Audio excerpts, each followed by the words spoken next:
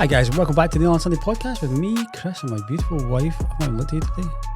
I've not even looked at you Oh, I'm today. here. I'm a bit dusty. Doing my nails. You were just doing your nails. I'm a bit messy and probably a bit shiny. My hair's probably... I need to intro you as something. My beautiful wife. Okay, there you go. My beautiful wife, Rebecca. Hi. Hi, honey. Hi. You were doing your nails with new Synergel. And I can say that out loud because by the time this podcast comes out, it will be out, right? Probably not, but we have already started showing people and stuff like that. So yeah. All I was getting from there, I was setting up the pod studio. I was getting the mics working. 1, 2, 1, 2. Such like, and all I could hear is ooh, ah, cantana. Very fantastic product. Like it? I really love it. It's only technically been in other people's hands for a couple of days, and all I've seen is like rave reviews on the group. Be interesting to see how everybody gets on with it on their clients, like long term. Obviously, you can only really get a very brief impression of a product when it's in your hand. You need to actually see how it lasts on your customers, how your clients get on with it, etc. But on me, we've not tried it on anybody who hasn't lasted on. So it's just the strength that it can make whilst being so thin but still giving flexibility, I think is just fantastic. Nice. I'm excited. Okay, so we're recording this completely out of sorts and such like because it's what day is it, honey? Wednesday. God, it's a Wednesday after. It's a Wednesday afternoon. It's got a really, really busy week. We're going away on Friday, the weekend. Do you feel on the holiday mode yet? It's not a holiday. We're going down to London to go to country to country. Would you feel like holiday mode because you have to do weird things like go to Braehead shopping centre? No, it was awful. There was no clothes. I got bras. Marks and Spencer's had a sale on bras, so it was good. I thought you were telling me like you should go. Oh, no. No, I think I might actually have to go to tomorrow because I've not bought new clothes in about 2 years. I put jeans on the other day and they fell down, which was I really excellent. wouldn't if I were you. There is nothing in there. I'm going to go into ASOS later. Moreover, I'm going to have to go for a haircut at some point and I just can't be bothered. Just can't be bothered.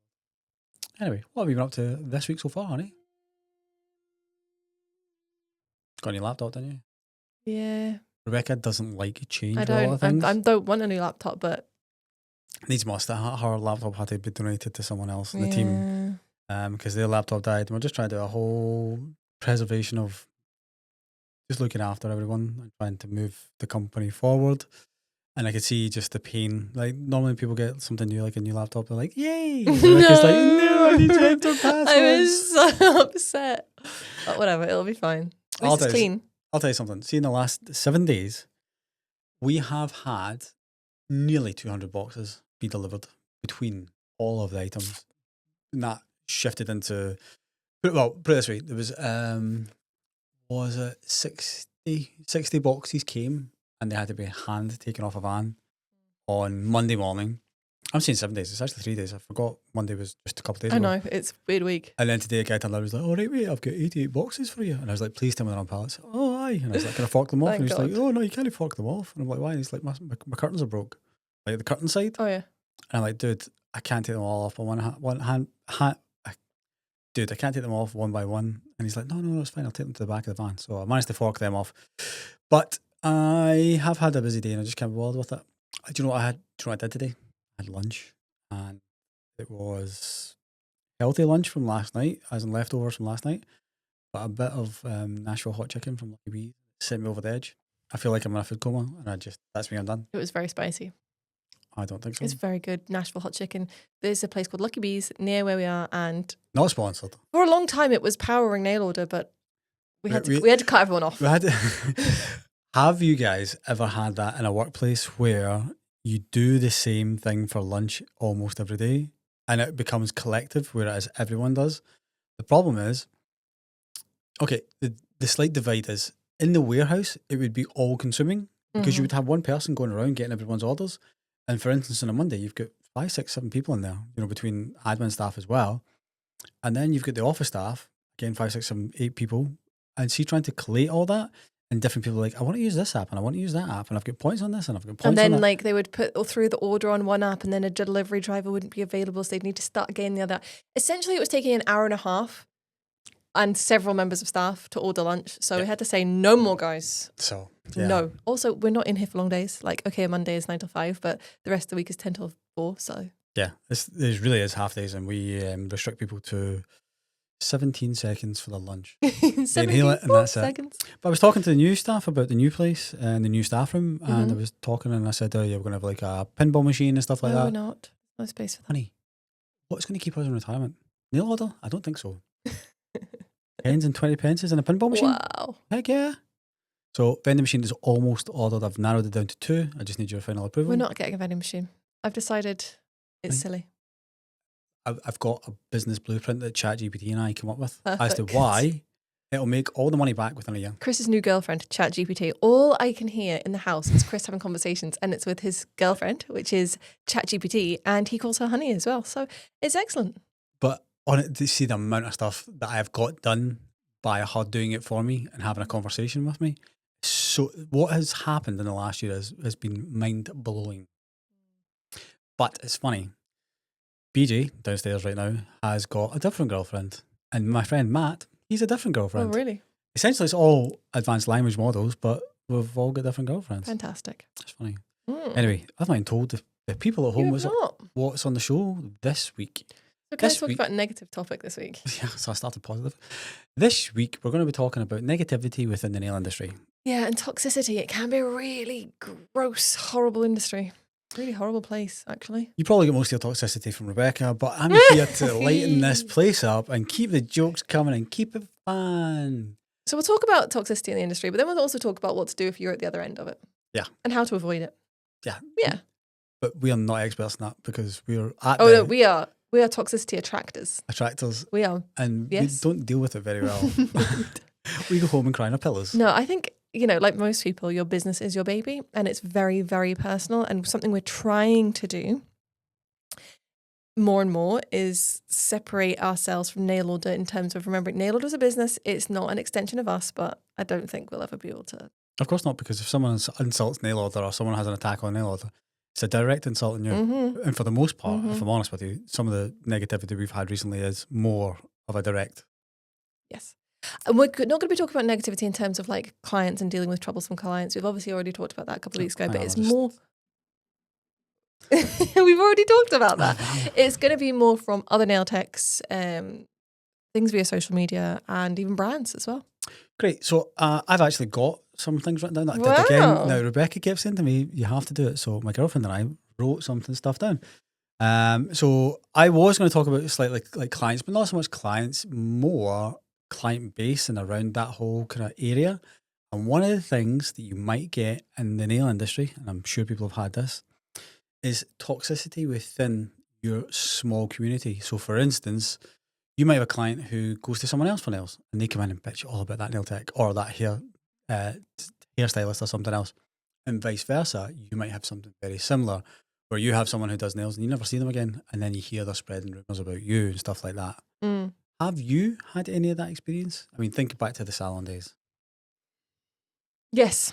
Yes, now I have just remembered, yes. Excellent. I'm so glad that my girlfriend and I wrote this script. Excellent. Go for it, honey. Good. I mean, I can't remember. Well, I am actually just remembering a very specific one now, which is that another salon owner in the local area, a client of our salons went to her salon as well for different treatments. She went to each salon for different treatments. And she had criticised my brow method to this client. But what was funny is that she'd done this client's eyebrows and this client was really, really unhappy with them. She wasn't very good at doing eyebrows. She was a little bit old-fashioned. Oh, can we see the toxicity? No, it's an observation. She was a bit old-fashioned. I was well known in the industry for doing brows, so...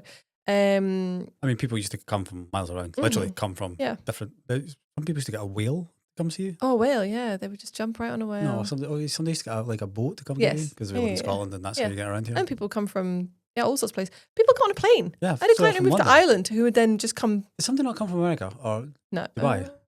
Or they moved to Dubai with Australia. Nanny or something? Australia. But she was just like visiting, but she would time like your appointments around coming back. But yeah, no, I had a client who would literally get on a plane from Ireland that morning, come get her eyebrows done and go straight home. Wowzers. Anyway, that's by the by.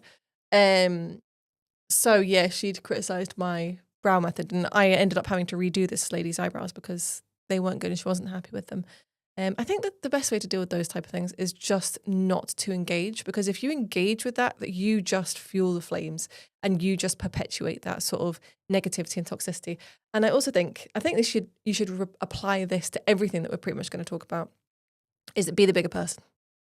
so hard sometimes. Sometimes it's easier to retaliate. Oh my or God, you I want to know. retaliate. And you want to say all the things, especially when someone's really stupid. Yep.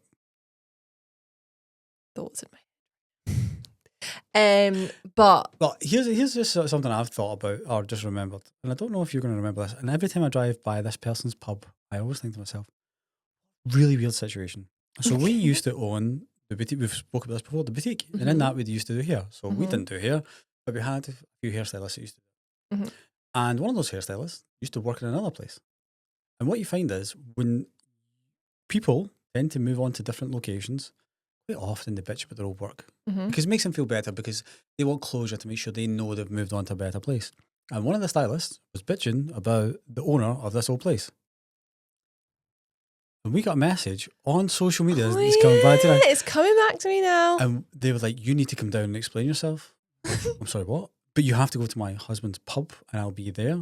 So Rebecca and I took time out our day to go to this person's husband's pub. Did we go to a pub? Yeah. I don't remember that. I'll show you what it is.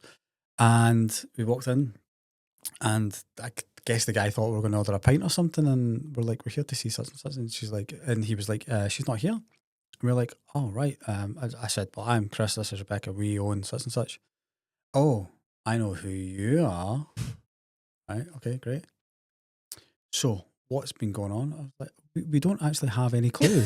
We're not this person's parent, you know? We are their employer. Yeah. Well, you can't have your staff talking about. It's like, what you have to understand is, realistically, it is out of our control what our staff talk about. We put things in place where they shouldn't be bitching about other people. But it is a natural part of human nature, isn't it? And if you've got, like Chris said, if you've got staff and they're bitching about their ex-employers or whatever, it's not ideal. It's not what we want. But like you say, you can't control everything that they say. Especially obviously, there's certain things that if people say they're going to get the sack, right? Yeah, of course. Yeah.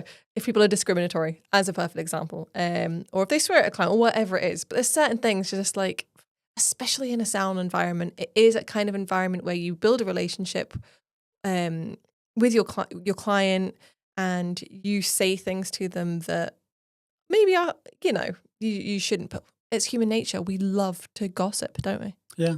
And I feel that when it comes to gossiping is normally two-sided. So quite often, especially if you're getting your hair done and you're getting your nails done, you have a conversation. It's like, oh, did you hear this? Oh, I didn't hear that. But did you also hear this? Exactly. And it's a two-way street.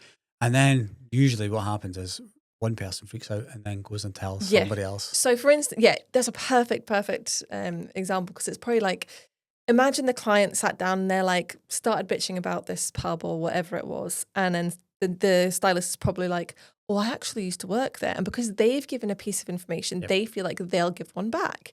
And then probably what happens is, like you said, the client's like, oh shit, what if this gets back to them? Way off and tell. Because it's like the person who tells first is the innocent party. It's like, no, usually, actually, no. Yeah. So always keep that in mind. If somebody comes running to you to tell you something, quite often they would have been gabbing at the same time. Yeah. And I will say there are two sides to every story, and the truth lies usually somewhere in the middle. And also, another really important point to remember is that often people's perception is their reality, as we like to say. You're banging out all the cliches that we say here in It's true though. Whilst what they're saying might not be factually correct, they might believe that as their version of the truth, because they might have applied their opinion to something that they've heard. It's very much like, we talk about this all the time. You could send, this is a problem with sending text messages. You could send a text message to someone and it's like, I hate you, right? No emojis, no nothing. I hate you. But if you put an emoji in it and it's like, I hate you, what you like? Do you know what I mean? It's the same words, but they have two separate meanings. And that is the other thing that's really important to understand, is tone is everything. Tell me about it. Rebecca used to always, and you still do sometimes, you would go on at me for the way I would reply to people. It's because you're a guy, and I would reply black and white. Yeah, but and it's a guy replying to girls, and this is really, I know I'm making things very like black and white, but this is and generalized, but it is generalized for a reason. It is kind of usually the way it is. So Chris, being a guy, will be very black and white. He won't like sugarcoat things or put like emojis in or whatever, even if what he's trying to say is not like a negative thing. But a girl reading that, and especially because I have anxiety, so I overthink everything. And as somebody with anxiety reading that, it's like, oh my God. Or a girl, you're overthinking things, you jump to the worst case scenario, and there was nothing meant in it at all. Yeah, I remember I won't get into too much, but I had an ex-member staff, or sorry, a step member staff at the time, and she was kicking off one day because I'd sent her a text That message. was the weirdest thing. You Was know what that I'm the talking thing about? where you said calm down, dear? How did you know that? Because it was still to this day one of the strangest reactions I've ever seen anybody have to anything. Okay. Like Chris is a really nice guy, not to me necessarily always, but to everybody else, Toxic, guys. Toxic. he will go out of his way to help people. Like I'm talking like helping them move house, hanging doors, really random stuff, like at their own home. Like he will go out of their way. But also what I will say is that whilst he can be the nicest guy, he can also be the moodiest guy. And the more that Chris knows you, the more he'll show that true side of himself. So if you are like in a mood, whereas if somebody doesn't really know you, you'll try and hide it. But if somebody does, you won't hide it. And then you might be moody with them, even though you're not being moody Just at get them. to the you're just flipping moody. point. Right? The point is that I can't remember exactly I what can it tell is. you what it is. Okay, I go know on what it is. You just started rambling on as you normally do. Guys, I actually have faders in here and I should just fade her down. But I had booked in a personal friend in a Gap, and that personal friend just needed, I think it was like 3 nail repairs. Christina. I didn't need to know the names. Nightmare client, But I'd Christina. put her in for like an extended period of like a full set of nails that was 30 minutes. Now, that 30 minutes technically ran into, I think it was this person's lunch hour or lunch time that they'd pre-planned or whatever, you know. I know it's only 3 nails. So I know it's only going to take that person. It's not nails off and back on. I know it's like plus painting, less than 10 minutes because that person was really speedy at nails. And Yeah, she could do a full set of in 30 minutes. full cover tips in 35 minutes, including gel. Yeah. So I knew the situation, but I didn't, for instance, maybe in hindsight, I should have put some more notes onto the online booking system. I'd booked it in separately. This person had a small window of time because I think they were probably going on holiday or something weird like that. And that person had messaged me and been like, what are you doing? Like, I don't have time for this. I've got this or that and everything else. And I just said, calm down, dear. You mean the nail Nail tech, staff sorry. member? And I just said, calm down, dear. Like, as in from, do you remember that commercial that used to be on TV? Churchill. Calm The dog. down, dear. Whatever it was, yeah. Dear. And I was expecting like a reply back or something and nothing. Now, that person came in, got the 3 nails and they were out and that nail tech had went on a better merry way and her day was probably fine and unscathed in every single way. But she flew off the handle. I think that was the final edge. That was it. And she just it was weird because she was other than that, like very chill. Chill, nice person, whatever, everything was fine. And maybe it was one of those things where it was just like the wrong day or whatever it was. But ever since that, like she changed, like and the way that she was around you had changed. Like everything was the weirdest thing. And not long after that, she left. But yeah, you literally said the words, calm down, dear. And it was. See if I'd put Like in emojis. If I'd put in emojis like a dog and some smiley Or if faces. you'd sent the meme Maybe, yeah. You know what I mean? of But the dog doing it. at the end of the day, I knew everything was going to be okay. Mm. You should just trust me, you Yeah. know? But again, that is another thing. Yeah. So emojis can change things. However, Rebecca, she's currently messaging the lawyer, blah, blah, blah, with all emojis in it. And I'm thinking, this is really like... I don't put emojis in emails to the lawyer. You know? No. Oh, all right, okay, I think that's... Accountant? No. No. Maybe I put no. Sometimes I put a smiley face in an email. Occasionally, depends who it is, how well I know them, and the circumstance. I nearly did it earlier today for the label manufacturer, and I thought, I'm not going to do that. I don't know them that well. Took it out. There you go. So yeah, you were sorry about saying that about text messages. Sorry, we ran over. Text messages can be taken a couple different ways. I think this is one of the best things about voice notes. Oh yeah, for sure. I find myself voice noting people God, more and more, but I also forget sometimes. Like for instance, I voice note my friend Christian who lives in Hong Kong, and because of the time difference and stuff, sometimes I'll do it first thing in the morning, and then I know that he doesn't voice note me back because he's in the middle of like an office day and stuff, you know. And I think that is stuff you've got to think about where people are playing these voice notes. This is true. So yeah, if you do experience any negativity, toxicity from clients or things like that, just my best advice would be not to perpetuate it. Also, again, and you never know who's listening. Always. Were you about to say that? Especially when it comes to local, like in your salon and stuff like that. People know people that you don't know, that they know they know. And if they know, they might spell they know. You know? Yeah. So, You don't know who's listening. So just be sure. So that's close proximity. One other thing I think that breeds toxicity right now is social media. Yes, and that's I think mainly what we're going to focus on today. Um, Social media can be incredibly toxic, incredibly awful. There is right now an account out there. I'm not going to name the names. I don't want to bring any attention to this person. If you know, you know. But they God, that's are my saying. You come up with all the cliches today. they are either a despicable human being. Well, they are either way. They're a despicable human either way. So you want to talk about this situation real quick so everyone gets what they're talking about? Yeah, everybody will know that they've not done anything directly to us as a brand. They commented on a video. It was very minor. A very funny conversation ensued between one of our customers and themselves. So this seems to be one specific This is person one who's specific nail tech, person. Mm-hmm. who's on a bit of a rampage just now. Yes, and I think it's rage bait. Gotcha. I believe that is what they are doing. Is this to gain followers and stuff? Yes, and notoriety. So I implore you, if you know who this person is, if you end up at the end of this person's rage bait content, anything like that, do not engage. Don't share anything about them on stories. Do not respond to them. Do nothing, right? Because that is what they want. That is exactly what they want. Now, here's the thing about, so what this person is doing, for anybody who doesn't know, is, like Chris said, they're a nail technician. They also are an educator. I think they sell courses. They're a bully. They're bullying people. They're picking on people. They're finding pictures of people's work and just completely slamming it. Like, complete random people. Like, who invited you to comment on these things? And yes, whilst we all put things in the public domain, it is there for anybody to comment on, and we open ourselves up to scrutiny. It costs nothing to be nice, and nobody invited you to post your opinion on it.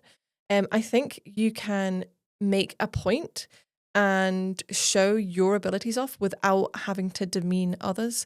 But that is what this person does. They will either comment on something saying, this is absolutely wrong, this is terrible, your work is awful, just really nasty things, and they will screenshot people's works, put it on their stories, put it on their Instagram, and say really, really nasty things about it. Now, I have seen a couple of people say, I don't know why everybody's being so hateful towards them. They're just telling the truth. Now, we all think things, right? We all will look at something and think, that's not the greatest. I mean, I did it to myself, literally not 15 minutes ago, looking at these nails, thinking, wow, they're not very good. And I tried to make a video doing them, but my nails are in such a state. I'm like, these aren't very good. We all think things. You do not need to demean somebody and put a comment on them and bring that person down. That person might be new. That person is likely trying their very best. So who are you to step in and say, that's shit, you shouldn't be doing that, essentially? Yeah, I mean, if people put something on social media, for the most part, they're showing the better side. Yeah. Their better side might not be, in your opinion, the best. But we all start somewhere. All start somewhere, or you could potentially put something out there hoping that somebody will give you constructive feedback. Yeah. You know? If somebody asks you... I think when it comes to, like, sorry to interrupt, I think when it comes to, like, so forums, if somebody puts something in there, yeah, totally. usually they're welcoming feedback. But also there's a way to do that. Yeah. If I saw... So people will ask on our Facebook group all the time, maybe I'm a new nail tech or I'm trying something new, give me any feedback, welcome. We saw somebody going in and saying, that is terrible, blah, blah, blah, blah, blah, we would be blocking them and deleting that. Yeah. Because there's a way to do it. Absolutely there's a way to do it. If somebody asks for your opinion, feel free to give it, but do it in a kind and constructive way. If you do it in a really negative, awful way, they're not listening to you. If somebody puts up a picture of, say, it's their first ever attempt at builder gel, the nails are really, really chunky, the shaping isn't great, you can say, great first try. My recommendations going forward would be to try applying a little less gel and do them a little bit thinner, and maybe you could sharpen up your shape, something like that. Like, there's just a way to do it. Yeah. You know, I'm quite an honest person, but I would never be like, that's shite. You know, it's just really nasty. Funnily enough, so we'd asked people to send in some stories and things that they'd experienced in the nail industry, and somebody had messaged in a story. It's quite a long voice note, so I'm just going to surmise here. So it was, I'm assuming it's actually in regards to this person that we were just talking about. saying that they hadn't seen this person, but they'd heard lots of people talking about it, went on to go and have a look at what everybody was talking about, was trying not to engage because she thinks that that's what that person is looking for, which they absolutely are. They're an attention-seeking muppet. That's what you are if you ever listen to this. And she dug deeper and she said she was literally thinking to herself how heartbreaking it would be to come across your work and see your work being slated like this and used as examples of things you shouldn't do and examples of things that were really, really bad. And she came across one of her own images. Is that what they were getting at? That's what she I was missed saying. because I ducked out. Yeah, that's what she was saying. And she said it's kind of, she doesn't want to say really affected her because I know that she doesn't want to give this person any fodder. This person clearly thrives off of that. But it has affected her. And she said, while she hasn't experienced any sort of negativity in the 8 years that she's been doing nails, this has affected her and knocked her confidence. Now, she's a really, really good nail technician. And it was actually a piece of work that she'd done in collaboration with a brand that this person was slating. And they were slating stuff about her work and comparing it to a Russian manicure. Now, this person doesn't profess to be qualified in Russian manicures and doesn't offer Russian manicures as a treatment, whereas the person who is the negative person on social media we're talking about, they do. So it's like you're comparing apples to pears. Like, it doesn't make any sense. Do you know what I mean? You can't compare the two because it's not the same thing. So yeah. Okay, so I missed the latter part of that Yes. message. That's a shame because that person's a really nice person. And a really good nail technician. And yeah. I mean, I'll be honest with you guys, I don't know a great deal of you guys. I'm not on But you do know her. the social media channels that everyone else is on, but I do know that person because I've met them in IRL. IRL, yeah. Say it right this time. Yeah. So a great person, and thanks for sharing your story, and I'm sorry that you've been caught in the crossfire. Yeah. But I hate to say this, the way I always look at it when it comes to these things, this is just a personal thing, so if anyone can take this from it, I always say, especially to Rebecca, if they're targeting us, then at least they're leaving somebody else alone. And that's something I always take from it.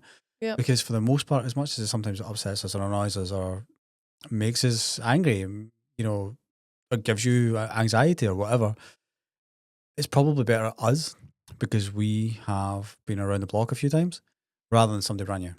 This is very true. And the other thing I will say is if people are doing that, they've got time to, whether it's calling people out and being negative on social media, or if they are like targeting you and attacking you in whatever way, it's because they ain't got nothing else going on in their life and they're not busy in whatever it is that they are doing. Yeah. Because if they've got, think about this, think it to yourself, would I have time to do that? No, I know I wouldn't. So if they have time to do it, it means that they're not very busy in what they're doing. So it's clearly jealousy. I think a lot of times toxicity and negativity comes from jealousy. Most of the time, actually. Yeah. Do you think mental health has a lot to do with this?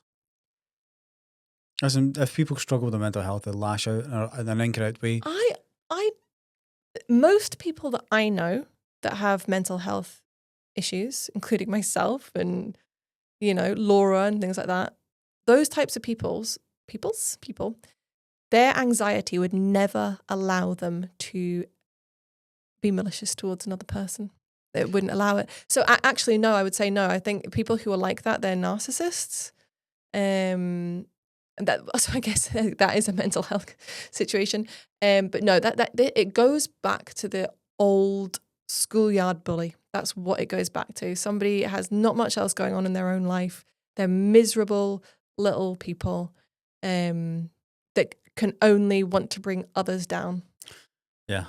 That's the only way I can see it. Yeah, they're on such a low pegging. They want to bring everyone down to their level, and they can't do it when you're already elevated by putting out. You're busy. You're putting out great content and everything else. Imagine you put out 10 great pictures, and one of them is slightly not as good. Mm-hmm. That person's only going to pick in that one picture, and they're going to try and bring you down. They're going to try and latch onto that and haul you down to their level, and that's a great way to think about it. Yeah, if someone is being that nasty, they're just trying to drop you to their level. It's so interesting, people's psyche.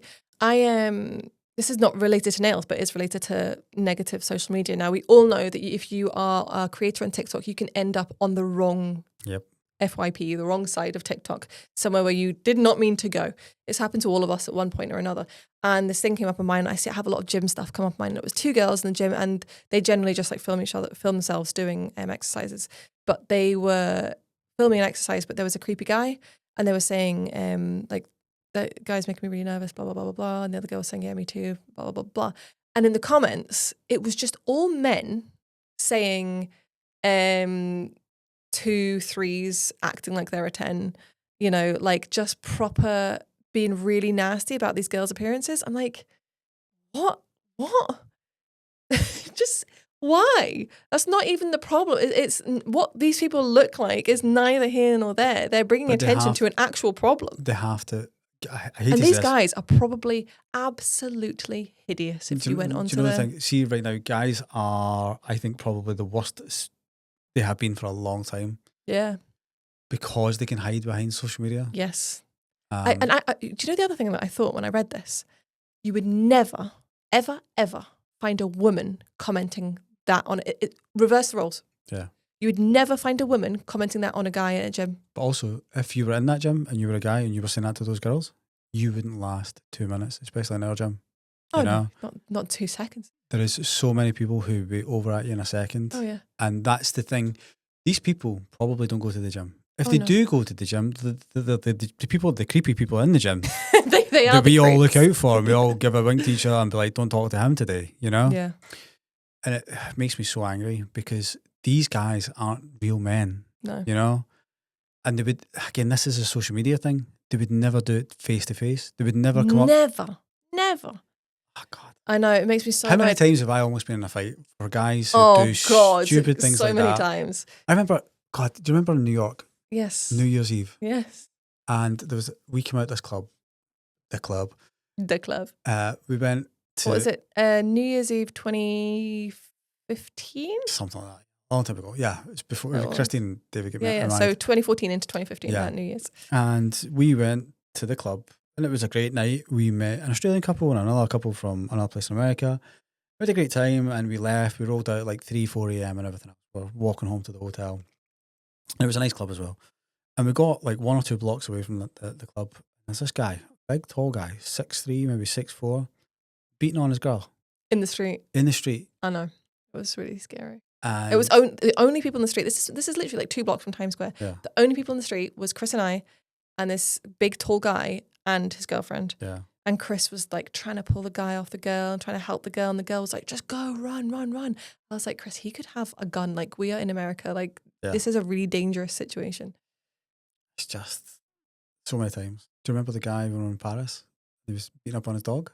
Yes, Chris, I remember all of these situations. So many situations. Chris and it's me who gets involved. Chris loves to be a rescuer. I certainly don't like to be a rescuer. Do you remember that time that somebody stole my seat at Iberostar when we were on one of our very first holidays?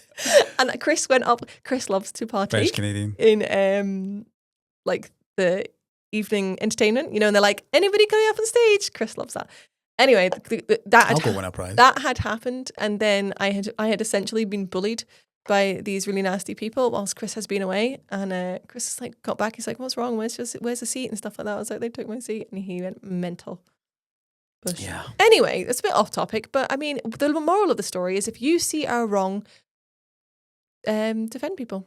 Yeah. Speak up, because if you, I've just thought about the best one. Go on. The pub, Weatherspoons 2 years ago.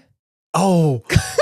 Holy smokes. Chris threw a guy out of Weatherspoons, right? Chris didn't work at Weatherspoons. No, he did not. But he threw out a guy. Part-time nail order, part-time Weatherspoons. We were sat outside the Weatherspoons. It was in the summer.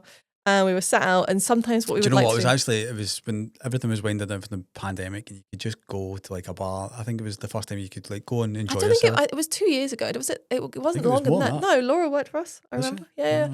So it was like 2 years ago.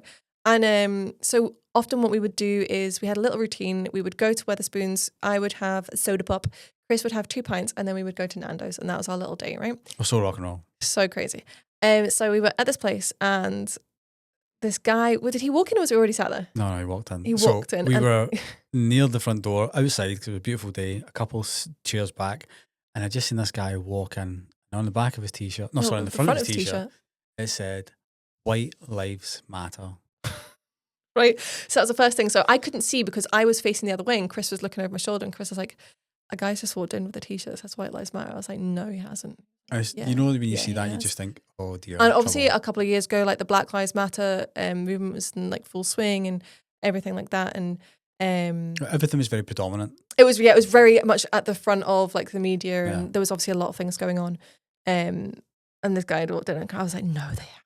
Just like, yeah, they have, right? So So he walks into the bar, he gets a beer, and comes out, and then decided to sit at a table with these two regulars. now we couldn't work out if they knew each other No, or I don't not, think they did. but they certainly allowed him to sit with them and Yeah, speak to them. These two people are always there. You know, the ones who you get into spoons and they're always sitting with the same beer for like 5 and 6 hours.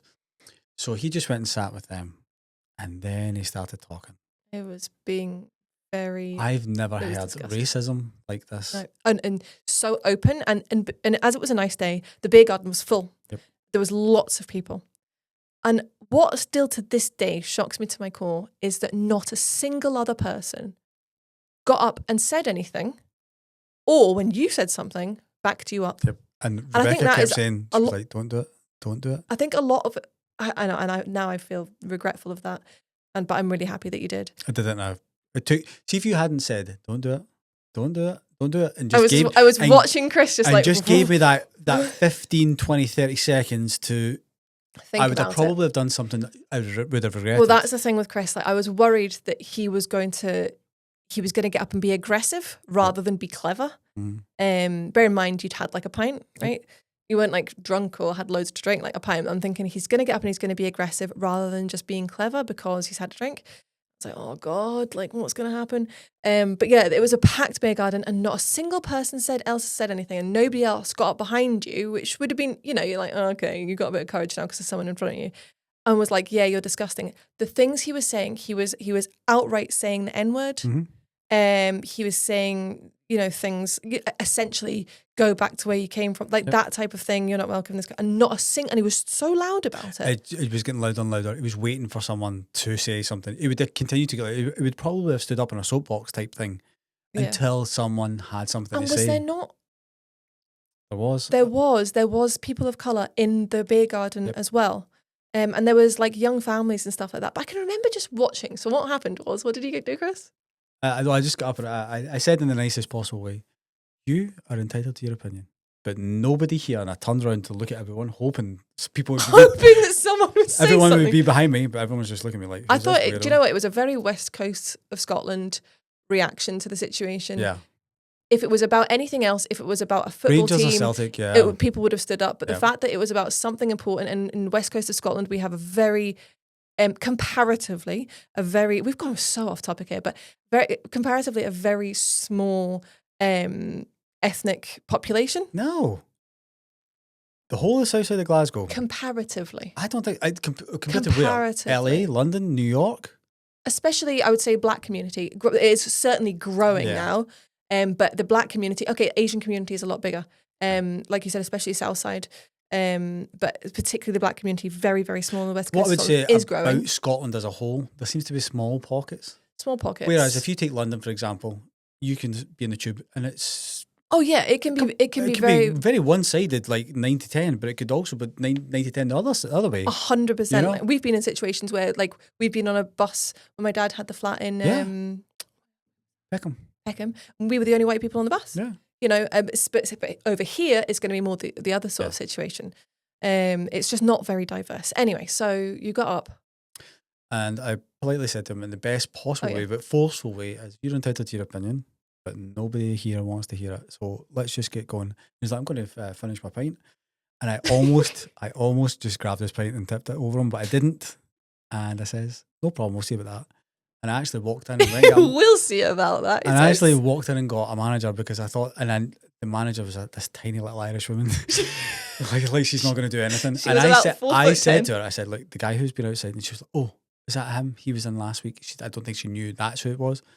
And I said, I'll go throw him out if you want. She was like, no, don't worry, leave it to us. You know, it took her a while, it did. but she got a couple of the staff and they escorted them out in the nicest possible way. But any other given Sunday, that pint would have been over him.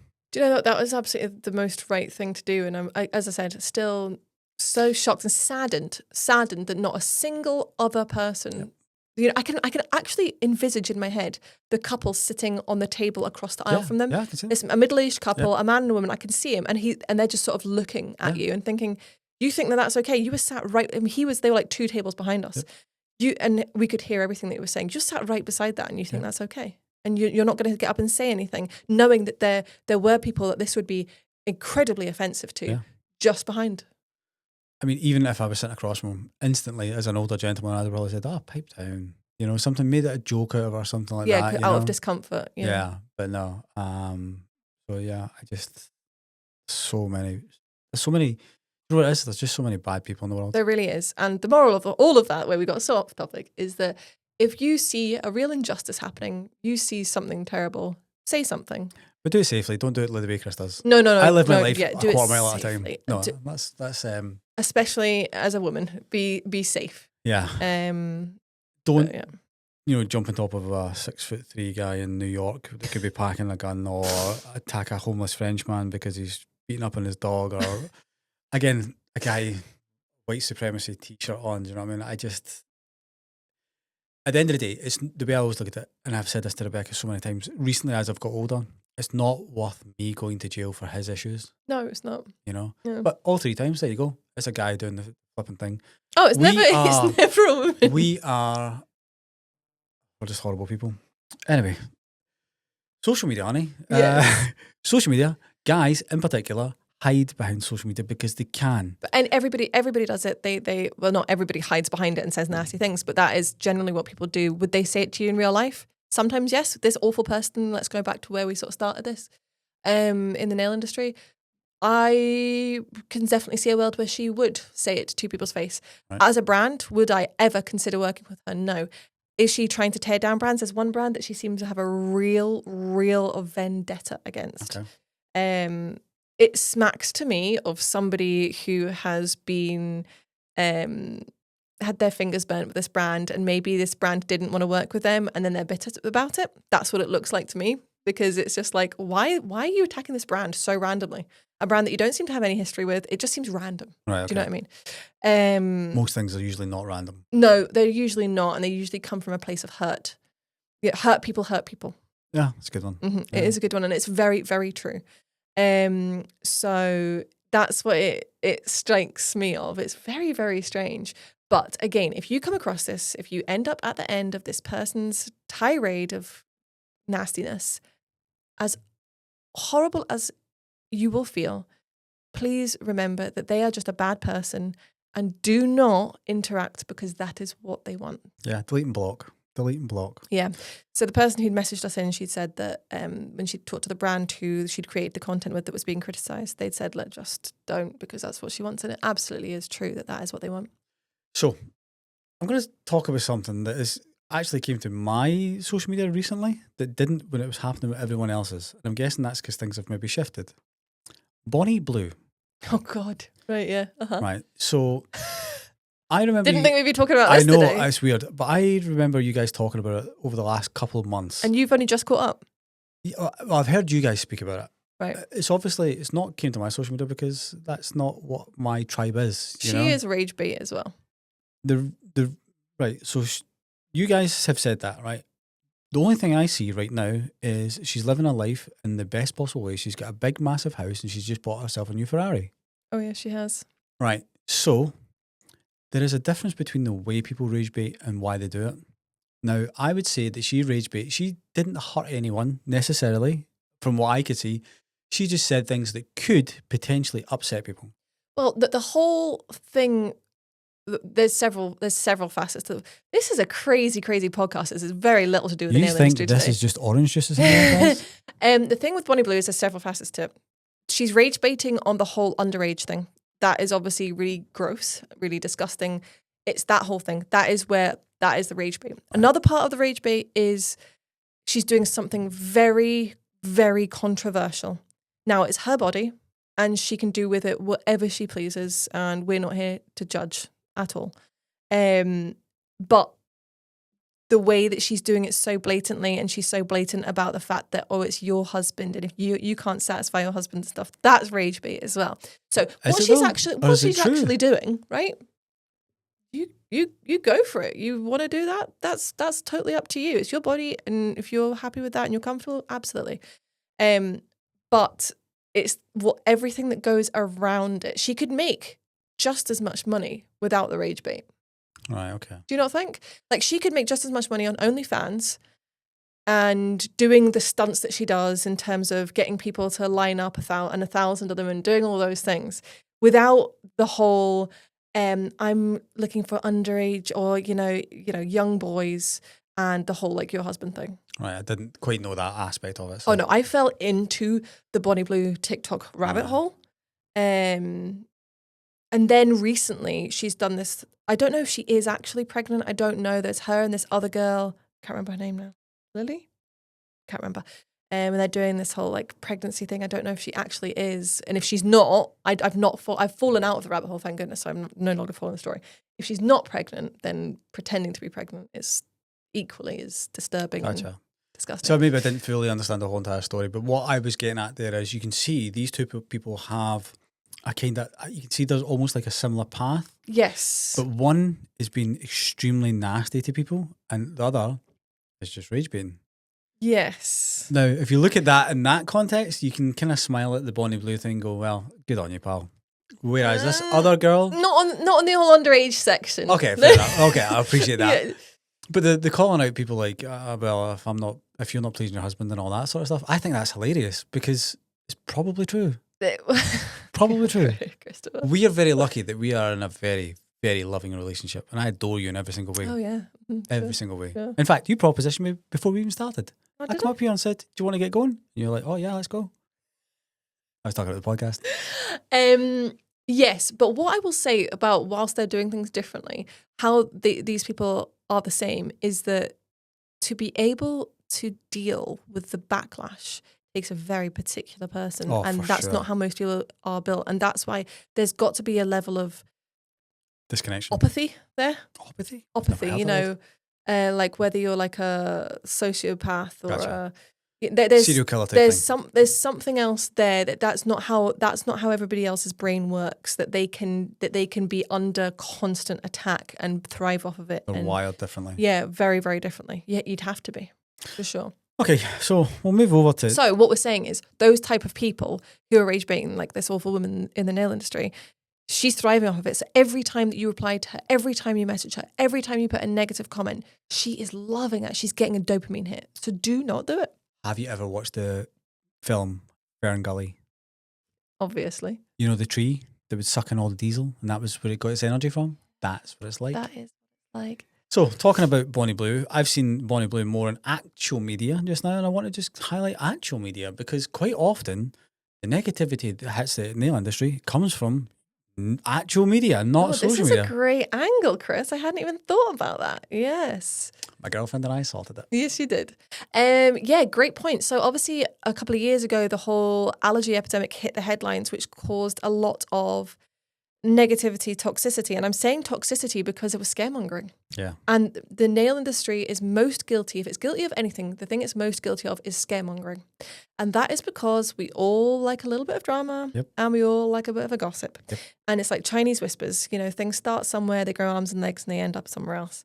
And unfortunately, when mainstream media gets hold of certain stories, they are...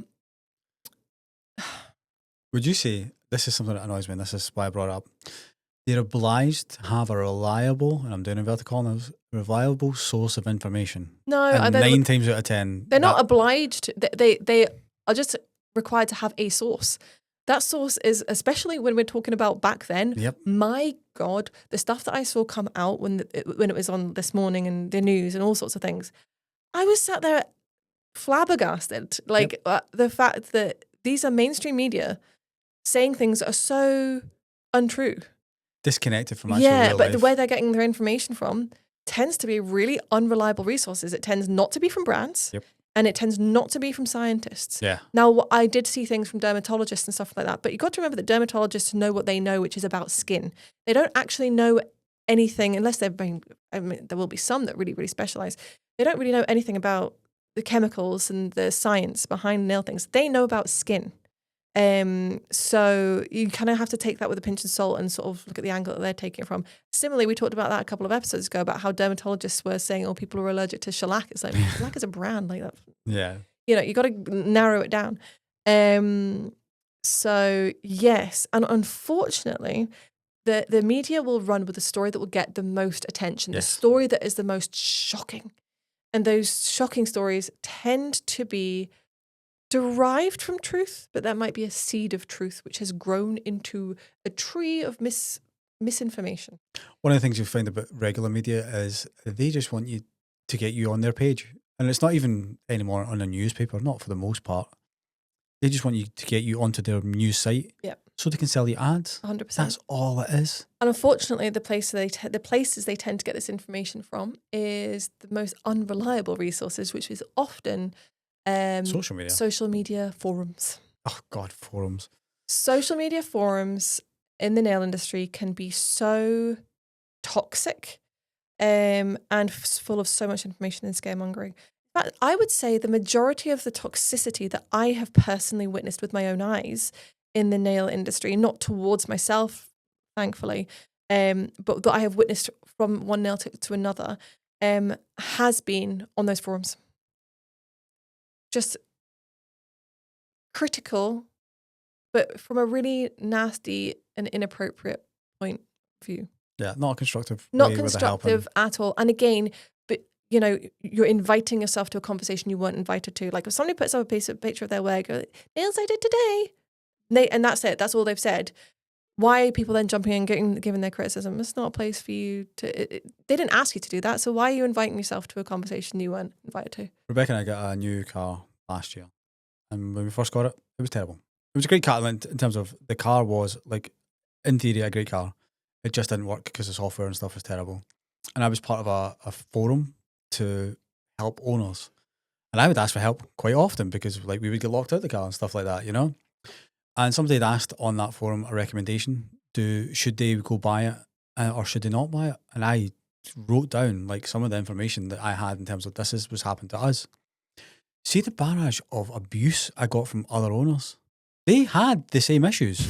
We all had the same issues. Every owner had the same issues. But they didn't want to admit that what they had purchased was bad. Mm-hmm. They couldn't, they probably had to justify this to their wife and all that sort of stuff against guys and stuff. There is absolutely an element of that as well. For instance, if there's a real tendency to blame brands these days when it comes to allergies and things like that. And a lot of the people who will jump in and say silly things, they might be people that use that brand. They're like, and then they're sort of trying to justify to themselves. But that's what I mean. When it comes to forums, quite often people go there to find resourceful information, Just having negativity there is no good for anyone. And there's such a difference between factual information and someone's opinion. Yes. Yes. They're not even in the same stratosphere. Yep. I think that's really important to remember. So yeah, I think forums, be very careful of the forums that you're in, or the groups that you're in on Facebook. We have our nail order tips and advice group, which is a place of positivity. We don't allow any sort of negativity at all. It is a very open, honest, transparent forum or group to be on. So good or bad, we let it kind of fly. We let it go part. because how can we say that we're a transparent brand if we censor what people are trying to post?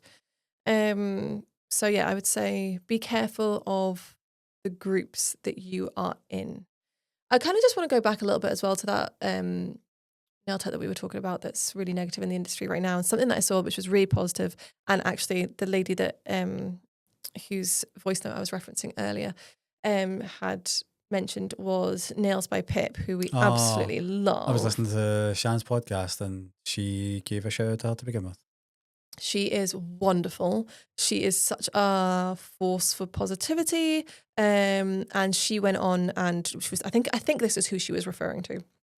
But then she sort of listed a whole load of people that were positive people in the industry if you were looking for sort of positive pages and stuff to follow. So yeah, she is excellent. And there are people out there doing really nice, positive things. Yeah. Shan is one of them who has the podcast Clogasmic, and we listened to Nails by Pip podcast when we were down south with Daki getting his operation. So Clogasmic Shan, Nails by Shan, different one. One is with a C, one is with an H, and Nails by Pip, really, really great, positive, lovely people who, from what I've seen, give honest feedback, whether it's to brands or whatever, in a positive manner. We'll come to positive people in a minute. That was my recap at the very end there. You've Okay. kind of squashed them up Sorry. already. Forums is one thing. Another thing that you can have with forums is brands have their own personal space, like we have our personal space. And you have forums that are controlled by set people, where it could be either a brand or an organization and stuff like that. Do you want to touch on them for a little bit? I mean, I guess it's very, very this. You've got to look at who controls a group and what they are getting out of that. If a brand controls a group, they're in, same rule, guess goes for us. They can let whatever they want in or not into that group. We are very open. As I said, on ours, we will let everything go. Unless they're trying to sell things. There's a couple of rules, but it's not about, you're putting something negative about our products, we won't allow it. Absolutely we will. And we say that to people when they join our group and our rules as well. You will see negative things, and that's because we allow everything. If you are on a group, a brand's group, and you're seeing nothing negative and everything is positive, maybe you comment something or you see things being deleted, you really maybe need to question how transparent you are seeing things on there. Yeah, if you see someone say, "Oh, my comment was deleted," get out of there. Yeah, because it's censored, and nobody wants to be in a group that's censored. What's the point? Yeah, You're not getting any valuable information. Yeah. And in terms of other groups that maybe aren't by brands, you got to think, right, the people running the group, the person running the group, are they getting paid? Is there a monetary? Is there value for them? Is there a reason that they're doing this, not just out of the goodness of their heart? Yeah. I just think like having a social forum in some way, where it be on the internet or on social media, takes your time, and your time has to be recouped in some way. Like we do it because we want to gain the trust of our customers, that if there is a problem, this is how we're going to fix it. New products, this is the first looks and stuff. It gains us monetarily because they hopefully shop with us. Actually, what we gain, for me personally, the value I get out of the group is actually seeing what people want. Yeah, research. Market research for me. I know that. Yeah, I didn't want to let them all know that, because they'll all be like, "Oh, Rebecca, you need to be doing that." I can't even say half the stuff that you guys want us to do. But yes, like we're saying, most of these people have to get paid some way. Who they getting paid from? Yeah. What is it they're putting into the group? What is it? What they're getting out of it? Yeah. So yeah. Are they doing it the goodness of their heart, or is it something else? Something else I want to say before we sort of wind up generally talking about sort of toxicity and move on to reading out a couple of things that people have sent in, is that as a brand, we are at the end of that as well, and maybe from places that you might not realize. So, whilst nail techs, their work can be scrutinized, and you can have toxicity through that. As a brand, we are also targeted by people being negative and toxic towards us. So we understand your pain. What do you want to say on that? Anything? I hate to use this as a personal forum. And I know we talk about other personal stuff and stuff like that. It's really hard when it comes to being the target of it. But like I always say, better off targeting us and leaving somebody else alone. Yeah. Does that make sense? Yeah. For me, it's just when it's when other brands target other brands. Yeah. Nobody invited you to the party. Like, pipe down. Yeah. There's two very specific circumstances that I'm talking about.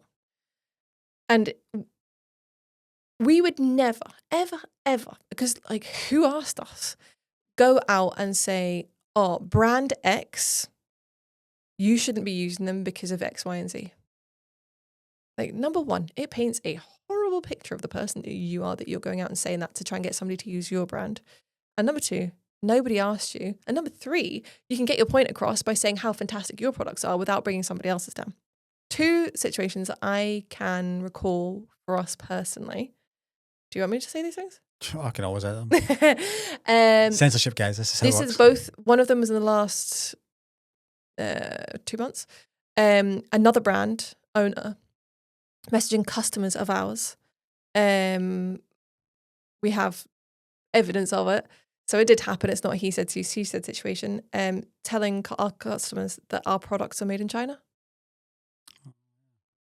Now, Whether or not our products are made in China is neither here nor there. We've always been incredibly open and transparent about the provenance of our products. Incredibly. We have 2 gels, I think it is now, that are made in China. Always have been. They've been independently third-party tested outside of China. No problem.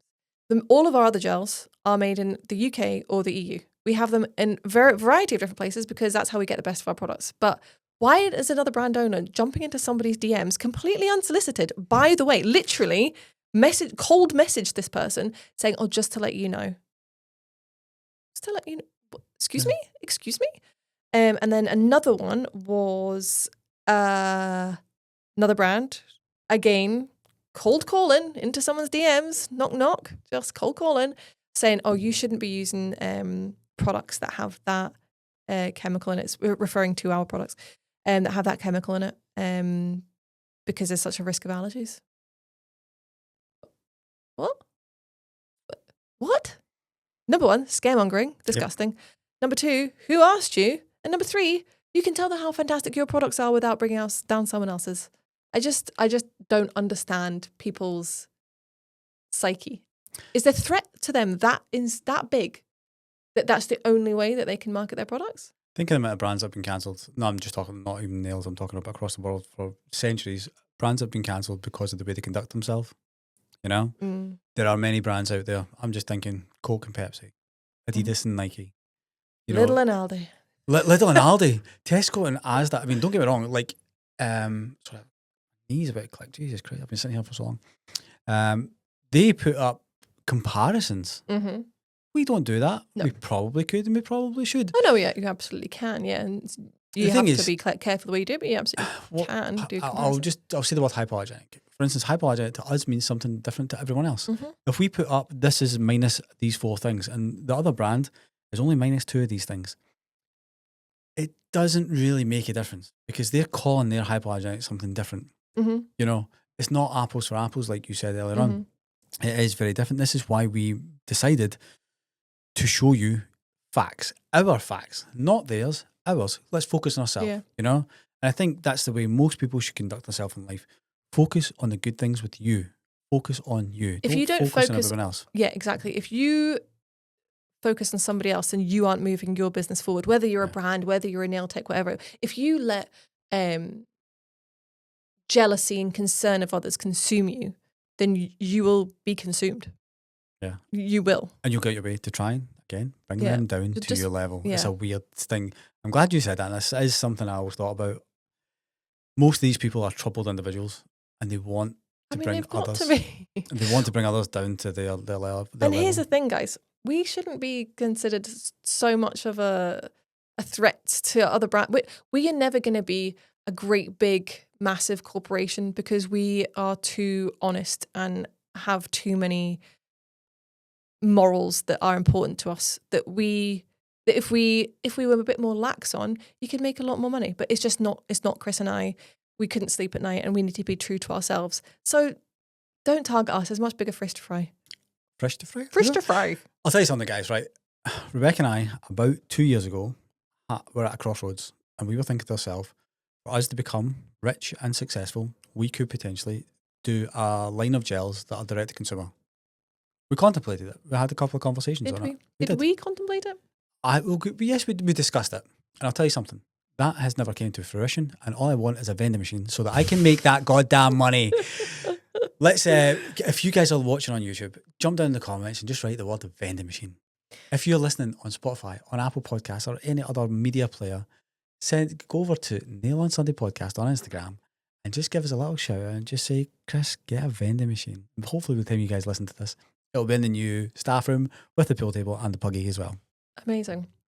So yeah, again, we've talked about this before, guys, but it's a little bit cathartic for us to talk on the podcast and say things, get things off our chest.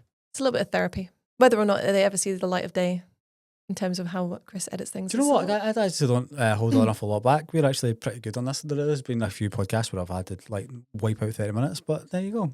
Okay, so that's the toxicity and the negativity part on it. Can we bring this round and just can we put people in the direction of some nice, kind people? Yeah. So like I said earlier, Nails by Pip, she did tag a whole heap of people that she finds to be really positive. Nails by Shan, Shan Chantel from Corgasmic, Nova Lee Nails. Her and Nails by Shan have started their own podcast, Nail Natters. It best not have this background, I'm telling you right now. It doesn't. I'm sure it's called Nail Natters. So go check that out, guys. But yeah, so if you go to Nails by Pip, have a look on her TikTok page. I think she was sat in the car when she was doing it, and she listed a whole heap of people who she found to be quite positive influences within the nail industry. Amazing. And if I've not said your name, it's not that we don't think that. It's just hard to remember when It is really hard to remember. Also, I'm just like conscious of All the time. The time. staff are just a bit all. I know. Well, they probably already have. Shall we talk about the messages that we got? A couple of messages? Sure, go for it. I just wanted to let everyone know that my roadcast is actually run out of memory, so I'm doing this on my laptop. So if we get to this point and it doesn't go through, look at Rebecca's face. Oh my God. Okay. So the first one here. So I was slated by so many nail techs when I first started. I was told I shouldn't be doing nails because I'm a boy, called weird, and just generally bitched about. But fast forward 4 or 5 years later, they want to be nice to me. But I remember how they bullied me, so I guess they burnt that bridge. I've also had brands work with me when convenient and drop me like a sack of shit because I don't fit their vibe anymore or get a message about pride when they want to be a little edgy. I've learned the hard way from this that not all collaboration offers are worth it. Now I'll only work with brands and people who like me for me, so I guess the bad has helped me in the long run by making me realise my own worth but still make it a nice experience. Hope this makes sense as I ramble. Not ramble at all. Yeah, absolutely makes sense. There's nothing worse than being a token. You took the words out my mouth. I've tried to word that in the best possible way because that's really what it is. And we collectively all sit in the office quite often and we're like, we'll talk about things and it's just like, is it right? Is it not? Like, it's we so would hard. never want to work with a creator just because the colour of their skin or their gender.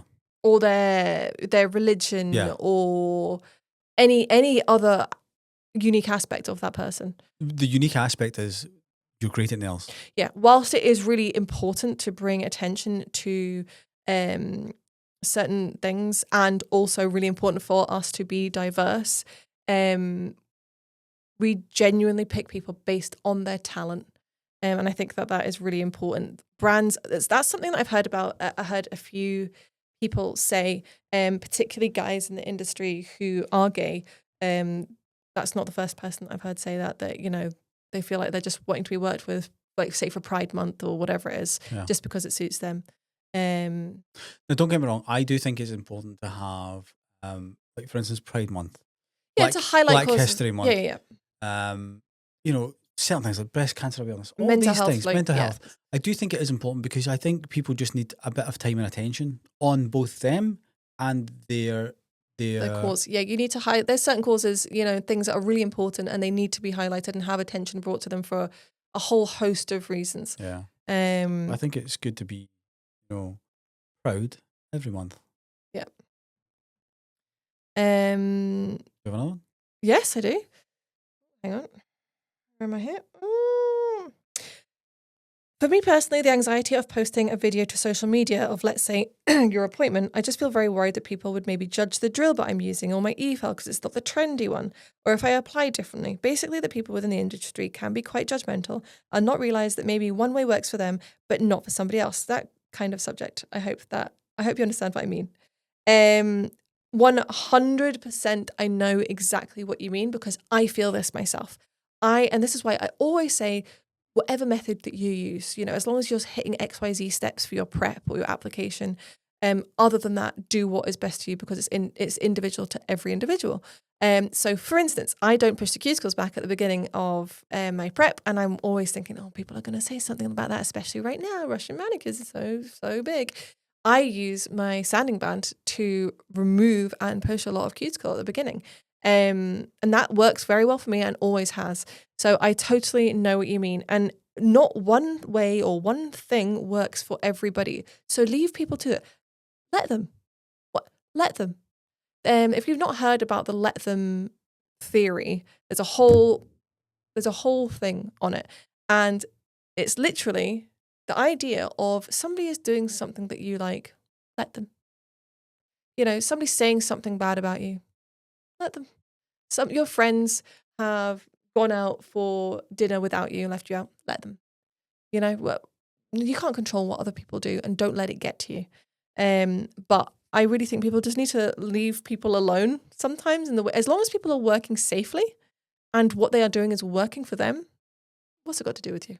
Yeah, I am pretty guilty at not letting them. So, for instance, if someone's speeding through our estate, Oh, you see, when it comes to traffic violations, now you would imagine that Chris is the perfect prince of driving and he drives at the speed limit. Let me tell you right now, he does what he wants when he wants. But the second somebody else infringes on a bylaw, that's it. yes, honey, you're right. But when it comes to speeding through our estate, which is, I mean, I wish it was closed off at one end. I know, but still, who are you? You're not the traffic police. I know. They don't care. They don't care that you're drawing your eyes off them. You're just being silly. This person did also say another one about toxicity. Constantly having allergies in your face. I understand it's a very important topic. However, I do find some texts really repeat themselves and it puts me on edge with the products I use.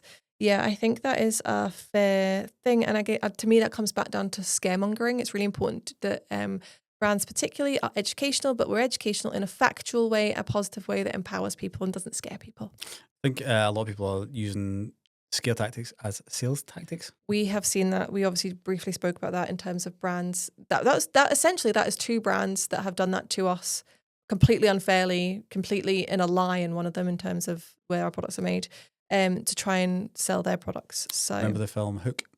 Mhm. Used to always shout, poor form. Oh yeah. There you go. There, that's poor Full form. form. So I've got one last one here. I was friends with a woman who is an ambassador for an online booking system and has her own brand. I went to PB North in Manchester, September 2024. I love a certain brand's products. So when I bought some from their brand, when she saw my bag, she asked, "What are you buying that shite for?" Oh, God. I thought that was out of order. She was kind of okay when she saw that I'd purchased glitter from that brand, but was annoyed again when she saw my new acrylic brush because she sells brushes too. Again, we have nail technicians who work for us who use not only nail order, they use a variety of different brands. And yeah, sometimes you're like, I guess it depends if you have the products or not, but not one brand fits all. There's room enough for everybody to use a little bit of everything if they like. And again, it comes back to what we were just saying about brands doing what they did to us. Is there's the problem we have right now is there's a lot of brands out there that want everything for themselves. They want to offer everything and they want to be everything to each person. And they don't want anybody else to use any other brands. I just think personally, to me, that's a really toxic point of view. And Think about really how you live unhealthy. your life. You go to Tesco and only buy sausage meat. Well, no, do you only go to Tesco and you never stop at the corner store or the Spa, or you never pop into Asda or Marks and Spencer's food hall? Yeah. Which you love for the bakery. But what I mean is, like, only think of your dinner plate. Your dinner plate has lots of different things. So as an LTEC, you can use lots of different things. Well, I safely. think that the supermarket thing is perfect, right? Because you love to go to Aldi for the protein yogurts. I do. There's not much else that I would like to get there. And I really like to go to Marks and Spencer's for the bakery stuff. Yeah. But then we like to go to Tesco for the most part. Yeah. So it's very, very similar, right? So we go to Tesco for the most part, but we also like to go to Marks and Spencer's and Aldi for a couple of other things. Yeah. Why shouldn't it be like that with everything else you do, Because including the M&S brand do you have use? the protein yogurts are just 50 pence each, more expensive. If you look at any one of those supermarkets that we've just mentioned, right, this is actually a perfect example which will make everybody understand the analogy. Do any one of those supermarkets offer everything that you need at the best of everything that you need? No, M&S, for example, only have their own stuff. Aldi, for the most part, have their own stuff. So I wouldn't do my big shop at Marks. Whilst their bakery is superior, absolutely superior, their croissants, guys, are from France. They'll be frozen and then cooked there, but they are from France, right? They're so damn good. But somebody might live next to the biggest Tesco in the world. And Dundee, for example, is a huge one there. And they may have a great bakery. No, but it's still not going to have a better bakery than, say, Marks and Spencer's or, your local bakery. Your boulangerie, right? And it's not going to be better than that. Whilst they'll do it and it'll be good, it's maybe not going to be the best, right? So saying that, yeah, a supermarket can offer you everything you need, but does that mean that everything that they offer you is going to be the best of that item? Yep. Not necessarily. So you can't have it's the same with clients and it's the same with brands. You can't have every customer. Yeah, not every people don't belong to you. And the thing is, you probably won't want every customer. No, I know. There's going to be customers who are peeps. They are.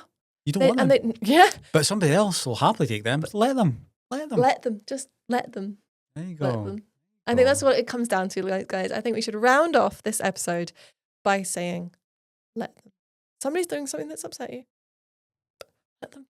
You're not going to stop them. You're not going to change their opinion on you. You know what I mean? Just let them.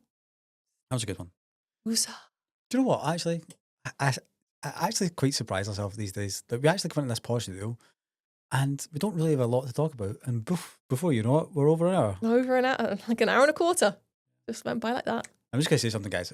The weather is nice outside today. I've got, I don't know if you can hear this on the microphone, I've got a nail order cup that did say my name on it. Dog. And then somebody wrote, Boomer. such bitches that I work with. I went through into the warehouse earlier and you know there was a label there with a note on it for me that I was to do and it said, for smelly Rebecca. God damn. So let's not let the staff, let's not let them, let's let them get Let's sacked. not let them have pens. Let's let them get sacked. Yeah, they'll give them pens. I'm trying, the thing is, I have diluting juice in this with water. Water. I'm not the biggest drinker of water, but I'll drink it with diluting juice. I'm trying to improve my life. And they are calling me a goddamn boomer. Actually, incorrect. Factually incorrect. Factually incorrect. I miss it by a year, but I am a millennial. Right. Good Yep. Okay, honey, on that boomer bombshell, how about we get the heck, what we're doing today after that? Well, I've done the grand total of none of my work today, but we will be having dinner. The choice is fish or steak. Where did we get the fish from? Aldi. Where did we get the steak from? Aldi. So when you said only goes for protein yogurts? Okay, right. So fish, it's a very particular fish. Steaks. Very particular steak. Protein yogurts. What else? Oh, crap in my way I can find. Candles for you. Candles. Some flowers. And flowers. You didn't get the flowers this week. Didn't, because we're going away.